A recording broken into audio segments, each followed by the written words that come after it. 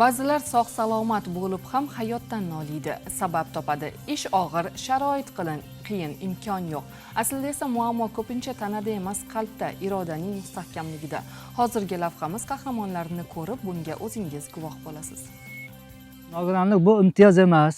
Menga o'xshagan mana shu nogironlar harakat qilib, mana shu hayotga intilib, boshqalarga qo'lidan nimalar kelishini ko'rsatib qo'yish kerak. Qiyinchiliksiz tirikchilik yo'q. Yotganim bilan bir kun yordam berishi mumkin. Bilamasangiz bo'lmaydi. Hozir biz sizlarga ko'rsatadigan qahramonlarimizning hayoti, ularning yashashga bo'lgan ishtiyoqini ko'rib, balki siz ham ichingizda o'ziga xos ilhomlantiruvchi kuchni his qilarsiz, balki ibrat bo'lib xizmat qilar.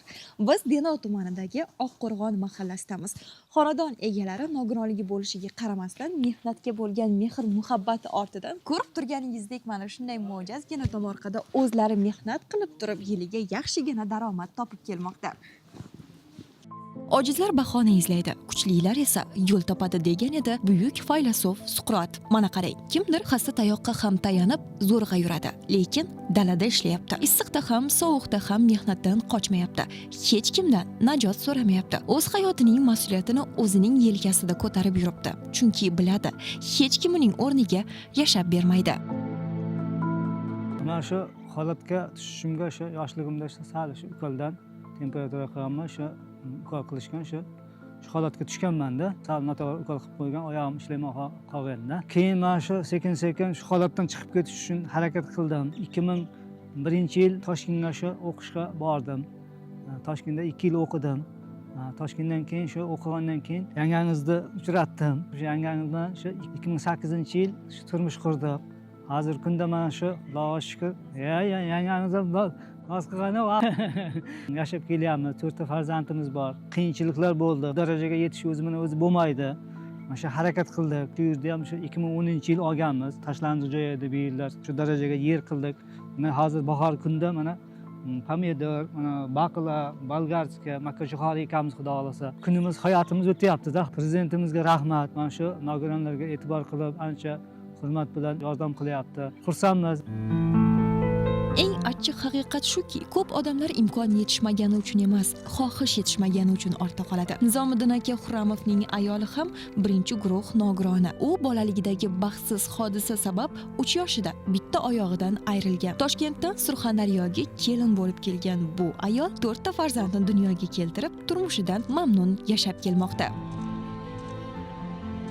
Biz ham shunchaki lavha yozmaymiz, shunchaki suhbatlashmaymiz. Hasharda ularga yordamlashamiz. Yordamlashdan oldin esa hasharga tayyorlanamiz. Olamiz. Ekasiz. Sal yonlardan yumshoq. Yumshoq anlardan solib atrofiga bosasiz. bo'ldi. Bo'ldi. Qachon boshlab yubordilaringiz? Ertalabdan boshladi-da, Sholi kampir. Bu narsani ekishimiz farzandlarimizdan yeydi. Ortsa qo'ni qo'shni, ortsa do'konga topshirishimiz mumkin. Necha yildan buyon hosil olasizlar? Har doim shuni o'zlaringiz ekib, endi qo'limizdan kelgancha qilamiz. Pomidor, baqlajon, bolgarskiy ekdik. 4 ta farzandim bor. Egizlarim bor. 3 ta qiz, bitta o'g'lim bor. Hammasini qiyinchiligi bor. Qiyinchiliksiz tirikchilik yo'q. Yotganim bilan masalan bir kun yordam berishi mumkin, 2 kun yordam berishi mumkin. O'zimizdan qilmasangiz bo'lmaydi. Alloh shunchalik kuch beribdiki, qilyapmiz. Agar bir joyda yotaversamiz ham bo'lmaydi. Ayrim odamlarning tanasi sog'lom bo'lsa-da, iroda va qat'iyati yo'q. 4 muchasi sog', lekin harakati yo'q. Shu o'rinda haqli savol tug'iladi. Aslida kim nogiron? Tanasida nuqsoni bor, jismoniy imkoniyati cheklangan insonmi yo harakat qilishga erinadigan, doim bahona izlaydigan odammi? Rahmat, shuncha davlatimiz yordam qilyapti, lekin nafaqa bo'lsa ham odam baribir kayfiyatini ko'tarish uchun shu tomorqalarda ishlasa, saligina harakat bo'ladi, kayfiyat ko'tariladi. Mana shu oilaga, ro'zg'orga qo'shimcha daromad bo'ladi. Shuning uchun harakat qilyapmiz. Nogironlik bu imtiyoz emas.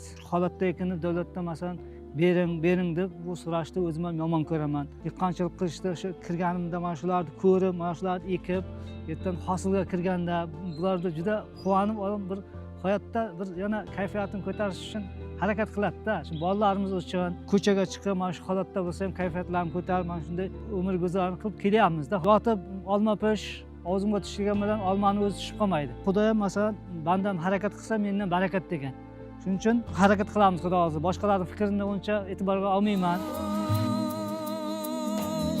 Hayot hech kimga qarab turmaydi. Kim harakat qilsa, o'sha yaxshiroq yashaydi, maqsadiga erishadi. Ayrimlar esa hayot murakkabligi oldida o'zini ojiz sanab, dunyodagi jamiyatki boshqa jonzotlar singari shunchaki kun o'tkazadi.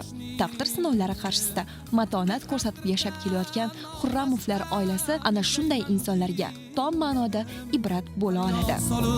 Toshga urmam aziz boshni